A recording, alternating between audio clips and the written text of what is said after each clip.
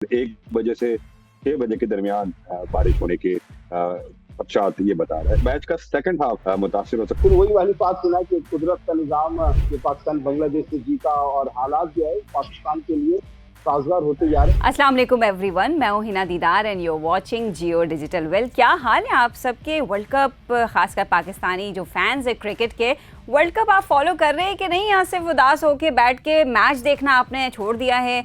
Follow करते रहिए, अब भी उम्मीद बाकी है। और कैसी उम्मीद बाकी है, खैर वो तो हम आपको बताएंगे। लेकिन अब जो पाकिस्तान का मुकाबला होगा वो होगा न्यूजीलैंड के साथ। और पाकिस्तान और न्यूजीलैंड का ये जो मैच होने वाला है बहुत क्रूशल है फॉर बोथ द टीम्स, क्योंकि दोनों टीम्स के दरमियान अब 4th स्पॉट के लिए जो है वो एक तरीके से मुकाबला है, क्योंकि पाकिस्तान को भी अपने रिमेनिंग मैचेस जीतना लाजमी है और न्यूजीलैंड को अपना स्पॉट रिटेन करने के लिए ये मैच जीतना लाजमी है। बात करेंगे, लेकिन पॉइंट्स टेबल पर अगर एक नज़र डालें तो इंडिया इस वक्त सबसे टॉप पर है with 14 points, South Africa at number 2 with 12 points and Australia at number 3 with 8 points. Well, आज हमें ज्वाइन कर रहे हैं इंडिया से senior sports journalist Faizan Lakhani और अतीकुर रहमान। आप दोनों को वेलकम।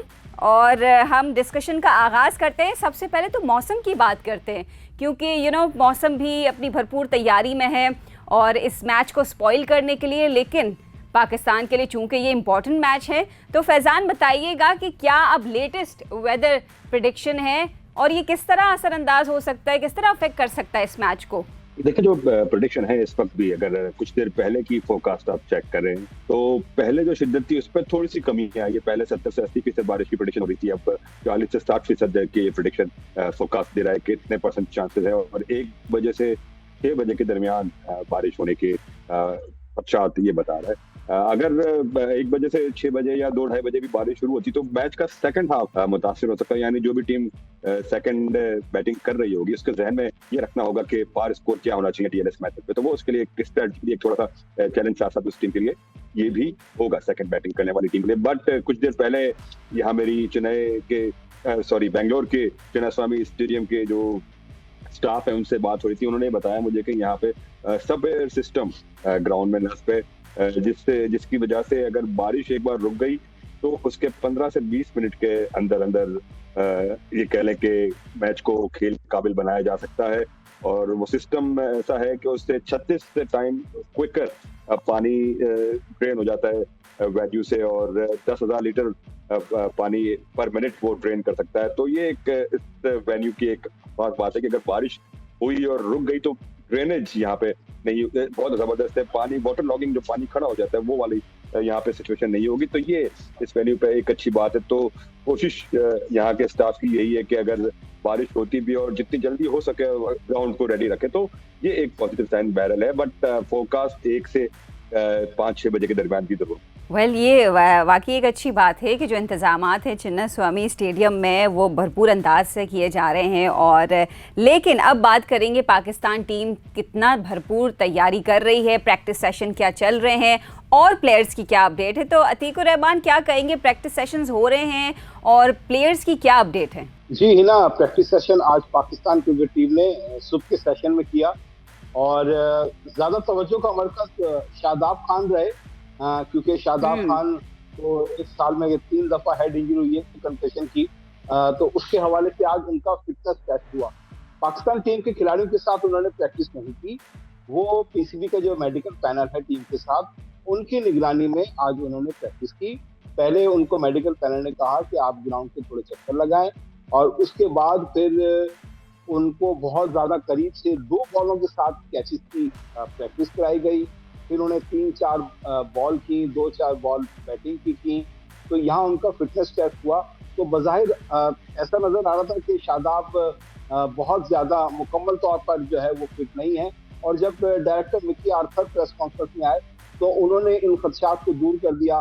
तो उन्होंने कहा कि अबूरी टेस्ट हुए हैं तो बेहतरी नजर आ रही है, और वो इस वक्त कोई ऐसा डिसीजन नहीं लेंगे, बड़ा फैसला नहीं करेंगे, क्योंकि खबरें ये आ रही थी कि शादाब जो है वो वर्ल्ड कप से आउट हो जाएंगे और उनकी जगह जो है अबरार का नाम जो है वो शामिल कर लिया जाएगा। लेकिन अभी इस पर हतमी फैसला नहीं हुआ है।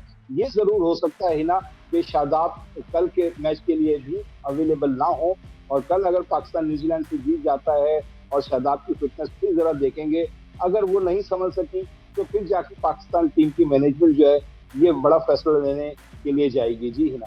ओके जी, तो ये तो अपडेट है प्लेयर्स की, लेकिन फैज़ान आप क्या समझते हैं पाकिस्तान का जो न्यूजीलैंड के खिलाफ मैच है ये कितना इंपॉर्टेंट है? अब ये तो एक फैक्ट है कि अब हर मैच जो है वो पाकिस्तान के लिए इंपॉर्टेंट है। सिर्फ 2 ही मैच रह गए, अब न्यूजीलैंड के साथ खेलना और इंग्लैंड, लेकिन ये न्यूजीलैंड वाला मैच आप पाकिस्तान टीम के लिए किस तरह इंपॉर्टेंट समझ रहे हैं और किस मार्जिन के साथ पाकिस्तान को जीतने की ज़रूरत है ताकि नेट जो रन रेट है वो बूस्ट हो सके? देखिए है ना, वर्ल्ड कप जैसे टूर्नामेंट में हर मैच इंपॉर्टेंट होता है, कोई मैच गैर अहम नहीं होता, हर मैच में 2 पॉइंट्स होते हैं।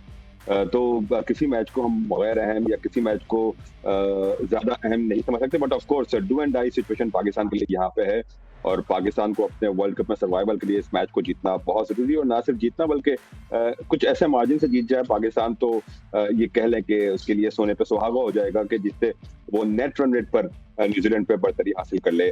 अभी तक की कैलकुलेशन के मुताबिक अगर पाकिस्तान कोई 84 रन से ये मैच जीतता है तो वो न्यूजीलैंड पर माइनर सी बढ़तरी हासिल कर लेगा नेट रन रेट पे। अगर 84 रन से जीतता है या 35 ओवर्स के अंडर अपना टारगेट अचीव करता है। अब टारगेट कितने ओवर में अचीव करना है उसका तो कैलकुलेशन बाद में होगी जब कितना हदफ मिलता है, लेकिन अगर पाकिस्तान अच्छे मार्जिन से ये मैच जीतता है तो यहाँ पर यकीनी तौर पर नेट रन रेट पर पाकिस्तान को बढ़तरी मिल सकती है।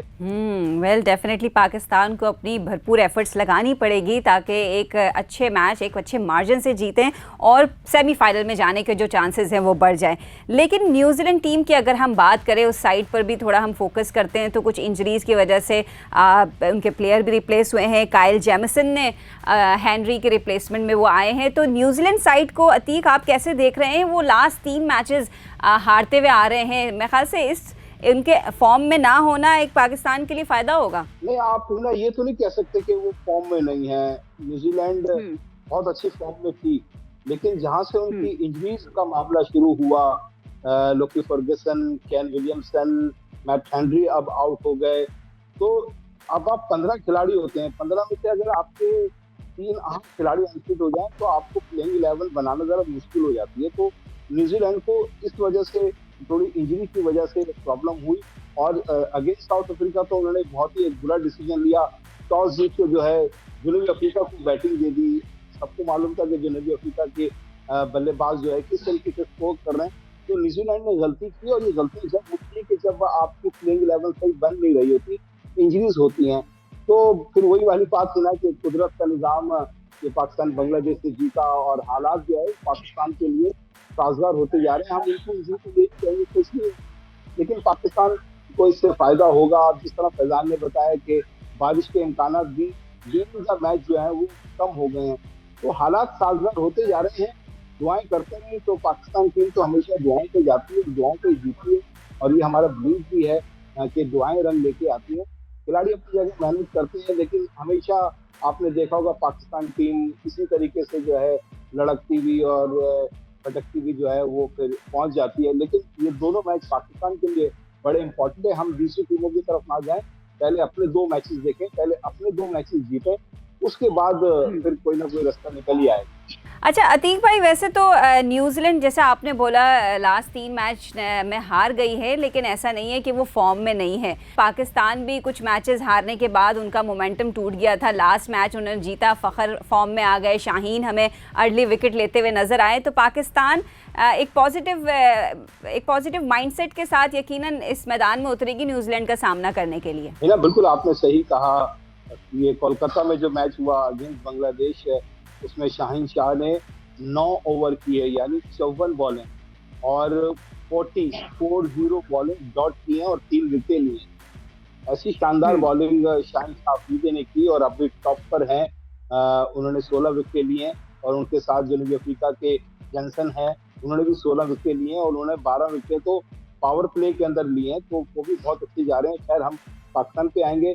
और हुआ ये कोलकाता में, क्योंकि वो विकेट बड़ी खासी ड्राई थी, तो आपने देखा होगा 16-17 ओवर के अंदर ही बॉल जो है उसका रंग चेंज होना शुरू हो गया था। तो रिवर्स स्विंग भी हमें देखने को मिली वहां पर, जिसका भरपूर फायदा वसीम जूनियर ने भी उठाया और हारिस रऊफ ने भी उठाया। तो इसी वजह से इफ्तिखार को साथ लगाया गया था हिना, ताकि बॉल थोड़ी रफ हो, क्योंकि नसीम शाह नहीं है। नसीम शाह नई बॉल से बॉलिंग करते थे और वो थोड़ी पुरानी होती थी, तो फिर हारिस लोग इससे फायदा उठाते थे। अब लोग कह रहे हैं कि हारिस रऊफ को बहुत बुरा जा रहा है, तो हारिस रऊफ नई बॉल से बॉल करने का बॉलर नहीं है, वो पुरानी बॉल से करता है। तो अब जाके इफ्तिखार को शाहीन के साथ लगाया ताकि बॉल थोड़ी सी रफ हो, जिससे फायदा उठाएं हारिस और वसीम जूनियर। तो ये स्ट्रेटेजी पाकिस्तान टीम ने की है, तो अब तक तो कामयाब हो रही है। और अगर मैं यहाँ बात करूँ चिन्नास्वामी स्टेडियम की, तो ये ग्राउंड छोटा है। यहाँ पर अगेंस्ट ऑस्ट्रेलिया हमारा मैच हुआ था, तो ऑस्ट्रेलिया ने 19 छक्के झड़ दिए थे। तो यहाँ पर चौकों की निस्बत छक्के बहुत ज्यादा लगते हैं। अब तो हमारे फखर जमान वापस टीम में आ गए हैं, जिन्होंने छक्कों की भरमार की है। तो उम्मीद है कि छोटे ग्राउंड में पाकिस्तान क्रिकेट टीम जो है वो फायदा जरूर उठाएगी। बिल्कुल, और फायदा उठाना चाहिए। वेल आई थिंक कुछ टेक्निकल इशू की वजह से फैजान लखानी डिस्कनेक्ट हो गए हैं, तो हम क्वेश्चंस का सिलसिला जारी करते हैं, कोशिश करते हैं अगर वो हमें ज्वाइन कर सकें तो हमें उन्हें वापस शामिल करेंगे। अच्छा, तो अतीक आप क्या समझ रहे हैं, प्लेइंग 11 में कोई चेंजेस होते हुए हमें नजर आएंगे या सेम प्लेइंग 11 आपको लग रही है कि न्यूजीलैंड के मैच में हमें एक्शन में नजर आएगी?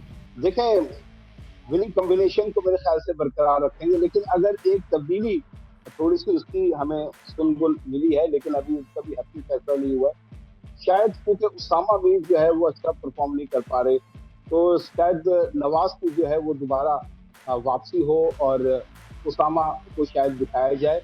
ये एक ऑप्शन है ज़ेरे गौर, अगर होगी तो ये तब्दीली होगी, नहीं तो फिर अपने विनिंग कॉम्बिनेशन को जो है वो बरकरार रखेंगे। नवाज के फायदा थोड़ा ये होता है कि आपको बैटिंग मिल जाती है और फिर वो लेफ्ट आर्म है, उसामा ऑफ स्पिनर, तो ये थोड़ा सा फर्क है। तो मुझे लगता है कि अगर शायद तब्दीली करनी होगी तो ये एक ऑप्शन है, बाकी और कोई ऑप्शन नजर नहीं आता कि कोई पाकिस्तान की टीम तब्दीली करे। ओके, वेल हर मैच के बाद अब चूंकि वो 4 डिफीट्स ने पाकिस्तान की जो पॉसिबिलिटीज़ थी, जो चांसेस थे वो बहुत कम कर दिए थे, तो अब हर मैच के बाद एक बड़ा सवाल ये होता है कि अब भी पाकिस्तान सेमीफाइनल में किस तरह जा सकता है, कितने चांसेस हैं। तो क्या लगता है पाकिस्तान स्टिल किस तरह क्वालिफाई कर सकता है सेमीफाइनल्स के लिए, क्या रिक्वायरमेंट है अभी इस वक्त एट द मोमेंट? हिना, देखें, सबसे पहले तो हम इससे ना जाएं कि श्रीलंका जो है वो न्यूजीलैंड को हरा दे, और श्रीलंका की जो पोजीशन है वो तो 100 भी नहीं कर पा रही। हम उस पर ना जाएं, हम सबसे पहले अपनी विन के ऊपर जाएं, अपने आप को देखें। हम अपने सबसे पहले न्यूजीलैंड का विन जीतें, और जिस तरह 84 रन से पहले तो आप जीत की तरफ जाएं। अगर आप शुरू से ये माइंड लेके जाएंगे कि हमने 84 रन से जीतना है या 35 ओवर्स के अंदर हमें टारगेट पूरा करना है, तो शायद पैनिक हो जाएंगे। पहले आप जीत की तरफ जाएं, आपका अगर चांस बनता है तो फिर उसको अवेल जरूर करें कि हम, ताकि आपका रन रेट देता रहो। फिर उसके बाद हमारा इंग्लैंड से मैच है, तो सबसे पहले हमें अपने मैच पे फोकस करना होगा। ठीक है, न्यूजीलैंड श्रीलंका, ये मैच भी बड़ा पाकिस्तान के लिए बड़ा अहम होगा कि श्रीलंका न्यूजीलैंड को हराएगा नहीं हराएगा। ऑस्ट्रेलिया के मैच जो है वो निस्बतन आसान टीमों से हैं। तो अभी जिस तरह आपने शुरू में कहा कि पाकिस्तान, न्यूजीलैंड, ऑस्ट्रेलिया, तो ये तो है, लेकिन अगर टीमें सिर्फ अपनी मैच पर फोकस करें, अपनी विनिंग पर फोकस करें, तो ज्यादा बेहतर होगा कि बनिस्बत हम दूसरी टीमों से ज्यादा आस लगाएं। डेफिनेटली। वेल, सेमीफाइनल में अपनी स्पॉट कंफर्म करने के लिए पाकिस्तान को तो सबसे पहले यही फोकस करना चाहिए, जिस तरह अतीकुर रहमान कह रहे थे कि 2 मैचेस जो रिमेनिंग है वो अच्छे अंदाज, अच्छे नोट पर विन करें, और फिर आगे जाके देखा जाएगा कि क्या पाकिस्तान सेमीफाइनल में अपनी जगह बना सकता है कि नहीं। Well, thank you so much Atiqur Rahman. हमने तमाम तर चीज़ें डिस्कस की प्रैक्टिस सेशंस को लेकर, और पाकिस्तान के पास कितनी पॉसिबिलिटीज़ हैं, पाकिस्तान सेमीफाइनल तक पहुँचेगा, और प्लेयर्स की अपडेट हमने आपको दी। लेकिन आप कल के मैच को किस तरह देख रहे हो, पाकिस्तान न्यूजीलैंड के मैच में क्या लगता है, कौन सी टीम ये मैच जीतेगी, और क्या पाकिस्तान के चांसेस आपको भी नज़र आ रहे हैं कि नहीं, हमें कमेंट बॉक्स में लाजमी बताइएगा। अपना ख्याल रखिए, अल्लाह हाफिज़।